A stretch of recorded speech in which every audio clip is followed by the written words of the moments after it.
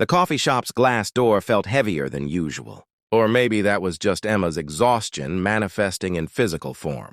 She caught her reflection in the polished surface and froze. No mascara, no lipstick. Not even the tinted moisturizer she usually relied on for a bare minimum effort. Her hair was pulled into a messy bun that looked more survived a tornado than effortlessly chic. She'd promised herself she wouldn't do this, wouldn't show up to a blind date, looking like she'd just rolled out of bed, even though that's exactly what had happened 3 hours ago after a double shift at the pediatric ward. But her best friend Maya had been so insistent, practically begging her to meet this guy, and Emma was too tired to argue or go home to change. She almost turned around. Her finger hovered over her phone, ready to send an apologetic text. Then she thought about Maya's disappointed face, about the 6 months of gentle nagging to just try dating again, and she pushed through the door. The man sitting at the corner table looked up immediately, as if he'd been watching for her. Emma's breath caught, not because he was handsome, though he definitely was, with dark hair that curled slightly at his collar, and eyes that seemed to take in everything at once, but because of the way he smiled. It wasn't the polite, slightly disappointed smile she'd expected. It was genuine, warm, almost relieved. "Emma?" He stood up, tall and lean, in a simple navy sweater and jeans that probably cost more than her entire outfit, though she was too exhausted to really notice. "I'm James." "I'm so sorry," she blurted out, gesturing vaguely at her face. "I just got off a really long shift, and I completely forgot we were meeting. And then I remembered, but I didn't have time to go home, and I look absolutely beautiful," he interrupted softly. "You look beautiful." Emma blinked. She'd been about to say terrible. She studied his face for signs of sarcasm or pity, but found neither. He pulled out her chair, and she sat down, too stunned to do anything else. "Rough shift?" he asked, settling back into his own seat. "You could say that?" Emma rubbed her eyes, then remembered too late that she wasn't wearing makeup, and it didn't matter anyway. "I'm a pediatric nurse. We had a little girl come in with suspected appendicitis, but it turned out to be something more complicated. I stayed late to make sure she was stable before I left." Something flickered in James's eyes. "Is she okay?" "She will be. The surgery went well." Emma found herself relaxing slightly. Most people's eyes glazed over when she talked about work. "What do you do?" "I work in development," he said, which was vague enough that Emma figured he probably had a boring office job and didn't like talking about it. She could relate. "Tell me more about the girl." "If you want to, I mean, if it's not too personal." They talked for an hour, then 2. Emma forgot about her bare face, forgot about the fact that she was wearing scrubs with a mysterious stain on the knee that was probably grape juice from the pediatric ward. James listened like every word mattered, asked thoughtful questions, and shared stories of his own, about volunteering at a youth center when he was younger, about his sister who'd been sick as a child, about the way certain experiences shape who you become. When Emma's phone buzzed with a text from Maya, "How's it going?" "Details, please!" She glanced at the time and gasped. "Oh my God, we've been here for 3 hours. I'm so sorry, you probably have things to do." "I don't," James said quickly. "I mean, nothing as important as this. Have you eaten?" "Because I haven't." "And there's a great little Italian place down the street if you're hungry." Emma should have said no.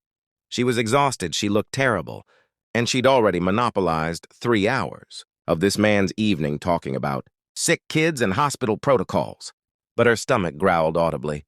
And James laughed, a real, unguarded sound that made something warm bloom in her chest.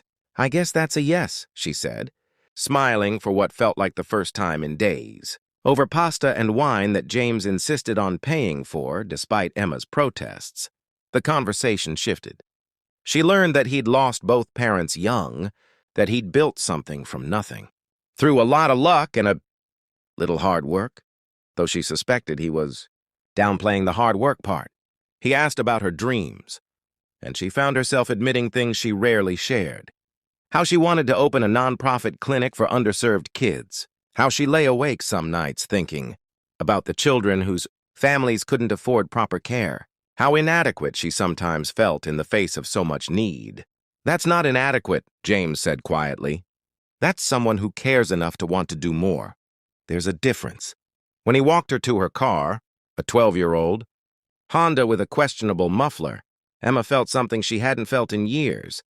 Hope, not the desperate, grasping kind, but the soft, steady kind that whispers, maybe, maybe, maybe. "Can I see you again?" James asked, his hand resting lightly on her car door. "Even though I showed up looking like a disaster?" "Especially because of that." His eyes were serious now. "You came straight from saving lives." "Emma, you were too tired to pretend to be something you're not. Do you know how rare that is?" They went on a second date, then a third. Emma introduced him to Maya, who pulled her aside and whispered, "He looks at you like you hung the moon." James met her co-workers at the hospital fundraiser where Emma had volunteered to work the registration table on her day off. He stayed the whole evening, charming elderly donors and buying raffle tickets for prizes he didn't need. It was Dr. Patterson, the hospital administrator, who let it slip. "Emma, dear, you didn't tell me you were dating James Chen." "The James Chen?" Emma had laughed. "I think you have him confused with someone else." But Dr. Patterson's expression was strange. "The philanthropist? The tech entrepreneur? He donated the entire new children's wing last year." The world tilted slightly. Emma pulled out her phone and did what she probably should have done weeks ago. She Googled him. James Chen, founder and CEO of Meridian Technologies, estimated net worth in the billions. There he was in Forbes, in Business Insider, in photographs from charity, Gallus wearing tuxedos and standing next to celebrities and politicians. James Chen, who'd built a tech empire from his college dorm room. James Chen, whose foundation had donated hundreds of millions to children's, hospitals, and education initiatives. James Chen, who'd listened to her talk about her dreams of opening a free clinic, and had never once mentioned that he could write a check for the entire thing. Without blinking, she felt sick, betrayed, embarrassed. Had he been laughing at her this whole time? Amused by the poor nurse who showed up to their first date without makeup, who drove a car that made concerning noises, who'd earnestly explained her 5-year savings plan to maybe, possibly open one small clinic? When James arrived at her apartment that evening for their planned dinner, Emma was waiting with her arms crossed. "Were you ever going to tell me?" she asked without preamble. His face fell. "Emma!" I felt like an idiot. "James, talking about my little dreams and my pathetic savings. Account while you're worth more than I'll make in 10 lifetimes. Your dreams aren't little," he said sharply, stepping inside and closing the door. "And I didn't tell you because of this. This right here, because I wanted you to know me, not my bank account. That's not fair, isn't it?" He ran a hand through his hair, frustration evident in every line of his body. "Do you know how many people see me as a solution to their problems? A walking ATM? Someone to use?